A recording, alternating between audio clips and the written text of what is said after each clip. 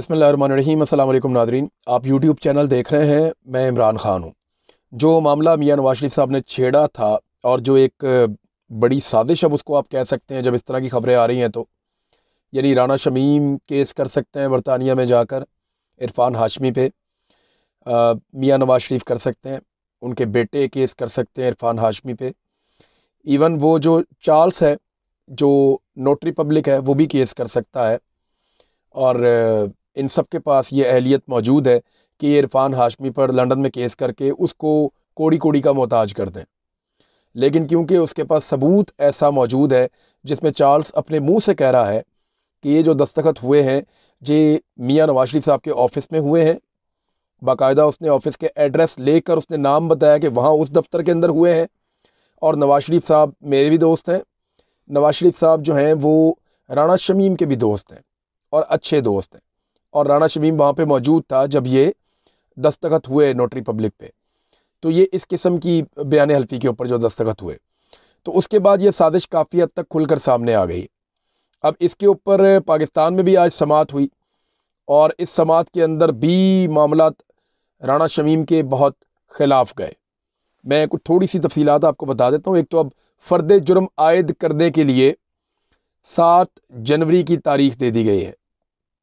ज़्यादा दिन बाकी नहीं है, लगभग 10 दिन के बाद फ़र्द जुर्म आयद करने के लिए तारीख दी है अदालत ने, अदालत आलिया ने। इस्लामाबाद हाई कोर्ट ने गिलगित बल्तिस्तान के साबिक जज राना शमीम के बयान हल्फी के केस में तमाम मुल्ज़िमान पर 7 जनवरी को फ़र्द जुर्म आयद करने का फ़ैसला किया है। यानी फिर इन सब के जुर्मों का तयन हो जाएगा कि ये जुर्म इसने किया, ये इसने किया, ये इसने किया। आज की जो यहाँ पेशी थी वहाँ बड़ी हंगामा खेज किस्म की खबरें उसमें से आईं, और जजेस के रिमार्क्स हों, चाहे आर्गूमेंट्स हों वकला के, अटॉर्नी जनरल के, अब वो सारी चीज़ें मैं आपके सामने रख देता हूँ। सबसे पहले तो ये है कि चीफ जस्टिस जनाब अतर मिनुल्लाह ने मुकदमे की समाअत के आगाज़ पर राना शमीम के बयान हल्फी के सील लफाफे को खोलने का हुक्म दिया। जब लफाफा खोला जा रहा था तो अटॉर्नी जनरल खालिद जावेद खान ने बताया कि बयान हल्फी जिस लफाफे में बंद है वो सील नहीं, और ये राना शमीम के नवासे का नहीं बल्कि कोरियर कंपनी का लिफाफा है।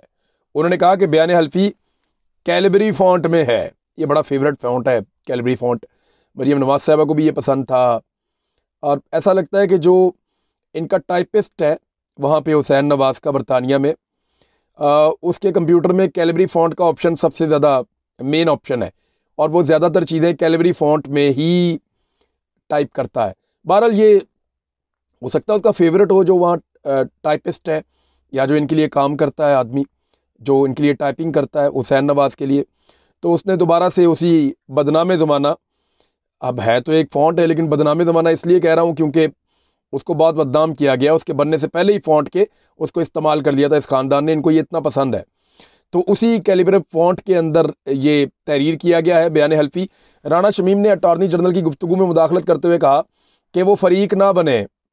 राना शमीम के वकील लतीफ़ अफरीदी एडवोकेट ने बताया कि उनके मुवक्किल ने बयान हल्फी के मतन से इनकार नहीं किया, यानी जो कुछ बयान हल्फी में लिखा उसके मतन से इनकार नहीं किया, सिर्फ ये कहा कि उन्होंने इसको फैलाया नहीं है। बयान हल्फी पढ़ने के बाद अदालत ने रजिस्ट्रार को दोबारा सील करने की हिदायत जारी कर दी। चीफ जस्टिस ने कहा कि क्यों ना राना शमीम पर फ़र्द जुर्म आयद कर दी जाए। ये संजीदा मामला है जिसके नताइज होंगे जो इस अदालत और जजों पर भी मुरतब होंगे। वकील लतीफ़ अफरीदी ने अदालत में, क्योंकि लतीफ़ अफरीदी वकील हैं राना शमीम के, तो उन्होंने मिसालें दी फिरदौस आशिक़वान की, वज़ीर-ए-आज़म इमरान खान साहब की, कि इनके ऊपर भी अदालत में इस तरह के केसेस आते हैं तो आप उसी तरह का कर लें यहाँ पे मामला। तो चीफ जस्टिस ने सवाल उठाया कि जब अंसार अब्बासी की खबर आई तो क्या राना शमीम ने उनको नोटिस भेजा? नॉर्मली तो लोग यही करते हैं। तो वकील ने जवाब दिया कि उनके मौके पर मुनसर है, मुवक्किल उनका भेजता है या नहीं भेजता नोटिस, तो ये तो उसका अपना फैसला था, उसने नहीं भेजा। चीफ जस्टिस ने कहा कि यह मामला केस से मुताल्लिक है क्योंकि इसका मतलब है कि उन्होंने बयान हल्फी के लीक होने को एक तरह से कबूल कर लिया था। कल कुलभूषण यादव बयान हल्फी दे दे कि यह अदालत कंप्रोमाइज्ड है, इसमें मेरा केस ना चले तो फिर क्या होगा? अब ये बड़ा एक आर्गूमेंट है जो अदालत की जानिब से आया है। चीफ जस्टिस ने राना शमीम के वकील से कहा कि यह संजीदा केस है, या तो आप साबित करें कि वाकई ये अदालत कंप्रोमाइज्ड है, यानी दो चीज़ें ना, या तो आप ये साबित करें कि ये अदालत कंप्रोमाइज है, इसके अंदर जो फैसले होते हैं वो दबाव के ऊपर होते हैं और जजेस जो हैं वो दबाव के अंदर आकर फैसले कर रहे हैं, या तो ये साबित करें। तो या फिर आप ये तस्लीम करें कि किसी के बहकावे में आकर किसी के लिए आपने ये सारा फ्रॉड किया है और इसके ऊपर आप माफ़ी मांग लें। ये दोनों चीज़ों में से आपको एक चीज़ करनी चाहिए। अब ये अदालत ने दोनों ऑप्शन रखे हैं, इसके ऊपर कोई जवाब ऐसा नहीं आया। अंसार अब्बासी ने अदालत को बताया कि राणा शमीम से खबर शाया होने से पहले मेरी बात हुई थी और उनकी जानिब से सुनाए गए बयान हल्फी के मतन पर राणा शमीम का जवाबी पैगाम भी मौजूद है, उन्होंने कहा। अब इसके अलावा जो अदालत ने उठाया मामला, उन्होंने कहा कि 3 साल बाद मामला सामने आया। 3 साल तक जज साहब क्या कर रहे थे? और जिस जज का नाम लिया वो जज छुट्टी पे थे और ना ही वो उस बेंच में कभी शामिल थे। इसी अदालत ने बाद में मियाँ साहब को और मरीम नवाज साहब को रिलीफ भी दिया था, जिनके लिए ये बयान हल्फी रिकॉर्ड हुआ है। तो ये सारी चीज़ें ऐसी हैं जो अदलिया को टारगेट कर रही हैं, बज़ाहिर ऐसा लगता है। द न्यूज़ अखबार के एडिटर आमिर गौरी से भी सवालात पूछे चीफ जस्टिस ऑफ पाकिस्तान ने। उनसे पूछा कि आपके अखबार को इस्तेमाल करने के लिए बयान हल्फी बनाकर कोई भी दे दे और आप उसको यानी किसी को भी मुतासर करने के लिए बयान हल्फी बनाकर दे दे, तो क्या आप उसको छाप देंगे? क्या ये तौहीन नहीं होगी या इंसाफ की फराहमी में रुकावट नहीं होगी? तो आमिर गौरी ने जवाब दिया कि उनका अखबार को इस्तेमाल नहीं किया गया। सहाफ़ी पब्लिक इंटरेस्ट में काम करते हैं, किसी की नीयत का पता नहीं होता। अदालती मावन के तौर पर अपने दलाइल में अटॉर्नी जनरल का कहना था कि अखबार में खबर आई है कि किसी के घर में बयान रिकॉर्ड हुआ है, यानी नवाज शरीफ साहब के घर में। ये इरफान हाशमी ने खबर दी है। खबर गलत हो सकती है मगर अभी तक उनकी तरदीद नहीं आई जिनका घर है। ताहम लतीफ़ अफरीदी का कहना है कि राणा शमीम ने टीवी इंटरव्यू में तरदीद की है। देखिए, राणा शमीम साहब को जब सहाफ़ियों ने पूछा कि जनाब बताएं आपने नवाज शरीफ के घर के अंदर ये बयान हल्फी रिकॉर्ड करवाया था, तो राणा शमीम की बयान हल्फी पर दस्तखत नवाज शरीफ के सामने कर दी कि उन्होंने तरदीद कर दी है और ये पेशी से कबल की है जानबूझकर, ताकि पेशी के दौरान अगर ये सवाल उठे तो बता दिया जाए कि हम इसकी तरदीद कर चुके हैं। सहाफ़ी ने पूछा कि कहा जा रहा है कि आपने मियाँ साहब के साथ बैठकर बयान हल्फी बनाया, क्या इस बात में कोई सदाकत है? आप कोई कमेंट करेंगे? राणा शमीम ने जवाब दिया कि ये बात तो आप उन्हीं से पूछें जो ऐसा कह रहे हैं। सहाफ़ी ने सवाल किया, क्या आपने अकेले ही हलफनामा दिया था? राणा शमीम ने जवाब दिया, बिल्कुल। पहले वाले सवाल का जवाब उन्होंने क्लियरली नहीं दिया राणा साहब ने, क्योंकि राणा साहब को पता है कि ये सारा पोल एक दिन खुल जाएगा और जो सबसे बुरी तरह फंसेगा बंदा वो बरतानिया में वो सरकारी ऑफिसर फंसेगा जो नोटरी पब्लिक वहाँ पे है, और उसके लिए सबसे बड़ी मुश्किल जो है वो पैदा हो जाएगी। अटॉर्नी जनरल ने एक और बात की। उन्होंने कहा कि राणा शमीम ने अपने तहरीरी बयान में तस्लीम किया है कि बयान हल्फी लीक होने से अदालत की तस्दीक हुई है, मगर वो कहते हैं कि लीक उन्होंने नहीं किया। अटॉर्नी जनरल ने कहा कि मेरे ख्याल में तमाम मुल्ज़िमान के खिलाफ फ़र्द जुर्म आयद की जाए और उसकी तारीख दी जाए। ताहम उन्होंने तजवीज़ पेश की कि राणा शमीम और बाकी मुल्ज़िमान के पास मौका है कि माफ़ी मांग लें और मान लें कि उन्हें किसी ने अपने मकसद के लिए इस्तेमाल किया है। ये वो बात है जो अदालत में हुई है। यानी एक तरफ तो जज साहब के सवालात हैं, दूसरी तरफ ये बात अदालत में हुई है कि आप तस्लीम करें, ये अटॉर्नी जनरल की तरफ से हुई है कि आपको इस्तेमाल किया गया है, अपने मकसद के लिए किसी ने इस्तेमाल किया है। वो अगर ऐसा करें तो उन्हें माफ़ी दे दी जाए। इंसान से गलती हो जाती है। समाअत के इख्तिताम पर अदालत ने केस के तमाम मुल्ज़िमान पर तौहीन अदालत की फ़र्द जुर्म आयद करने के लिए 7 जनवरी तक की तारीख दे दी है। राणा शमीम से मुताल्लिक और भी इंकशाफात आए हैं और ये पाकिस्तान के मीडिया में चले हैं। मैं मीडिया के तवसत से आपको बताता हूँ, ये एयरवाई न्यूज़ ने इसको दिया और ये पुराने डॉक्यूमेंट है जहाँ से ये तस्दीक हो सकती है, आप भी कर सकते हैं जाके। जस्टिस अनवर ज़हीर जमाली साहब का एक ख़त था, उसमें इंकशाफ हुआ था कि जज बनते वक्त राणा शमीम की उम्र 62 साल से ज़ायद हो चुकी थी। यानी इस उम्र में तो नहीं हो सकता, लेकिन राणा शमीम साहब की उम्र 62 साल से ज़ायद हो चुकी थी जब वो जज बने। बार कौंसिल के रिकॉर्ड में पैदाइश का साल 1946 था, 1946 पाकिस्तान बनने से 1 साल पहले वो पैदा हुए थे, लेकिन इसको बदलकर 1950 किया गया। यानी इसको बदल दिया गया, 1950 कर दिया गया ताकि जब वो जज बने तो उनके बाद एक्स्ट्रा ईयर्स हों जिनमें वो काम कर सकें। जबकि राणा शमीम को सिंध हाई कोर्ट का एडिशनल जज बनाने की कोई समरी रिकॉर्ड पर मौजूद नहीं है। खत में कहा गया है, ये जस्टिस अनवर ज़हीर जमाली साहब का खत है, याद रखिएगा, और उन्होंने इस खत में गवर्नर सिंध को खत में राय से उन्होंने आगाह किया था और चीफ जस्टिस से उस वक्त जब उन्होंने ये खत लिखा था उन्होंने कहा कि सिंध हाई कोर्ट के एडिशनल जज बनने के लिए उन्होंने अपनी उम्र छुपाई थी। राणा शमीम ने। खत में कहा गया है कि बतौर एडिशनल जज राणा शमीम की ईमानदारी, मुश्तबा और काबिलियत मायूस कुन रही। लो जी, ये है वो जज जो नवाज शरीफ साहब की आंखों के तारे, यानी उनकी ईमानदारी, ये चीफ जस्टिस कह रहे हैं कि इनकी ईमानदारी मुश्तबा, ईमानदारी पे शक है, और काबिलियत मायूस कुन, यानी काबिलियत भी नहीं है।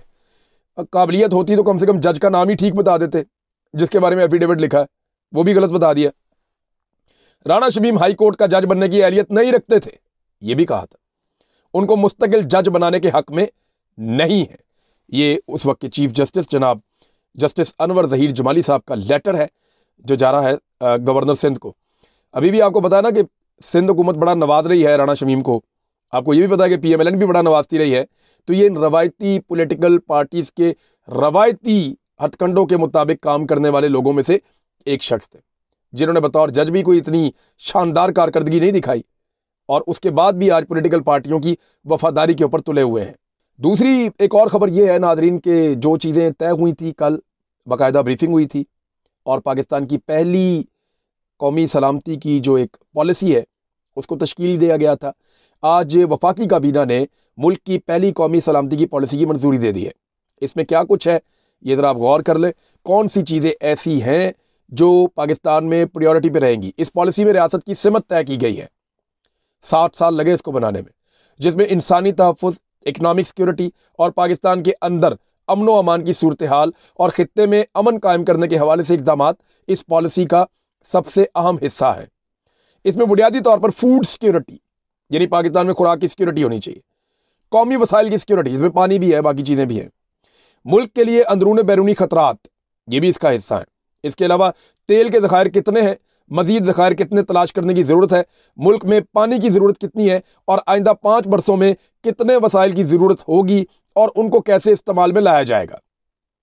ज़राए ने बताया कि इस पॉलिसी के तहत नेशनल सिक्योरिटी कमेटी की छतरी के नीचे वजारतें और सूबाई हुकूमतें एक कोऑर्डिनेशन के साथ मिलकर काम करेंगी, जबकि इस पॉलिसी पर अमल दरामद के हवाले से रिपोर्टिंग का एक मैकेनिज्म भी वादा किया जाएगा, जिससे पॉलिसी पर अमल दरामद के हवाले से नज़र रखी जाएगी। यानी अब सूबे और वफाक जहाँ जहाँ जो महकमे मिलकर काम करते हैं उनको अब एक गाइडलाइन मिल जाएगी। ये पता चल गया कि हमारा गोल क्या है, हमने पहुँचना कहाँ पे है, हमने काम करना किस डायरेक्शन में।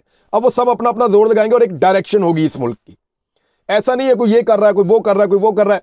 एक बेहंगम किस्म की एफर्ट पाकिस्तान में हो रही होती है और कोई कोऑर्डिनेशन नहीं होती। तो यहाँ पे एक ऐसी पॉलिसी बन गई है जिसमें सबको पता है कि ये टारगेट है जो हमने अचीव करने हैं, और एक कोऑर्डिनेशन होगी और उसकी रिपोर्टिंग भी की जाएगी। तो ये बड़ी अच्छी बात है।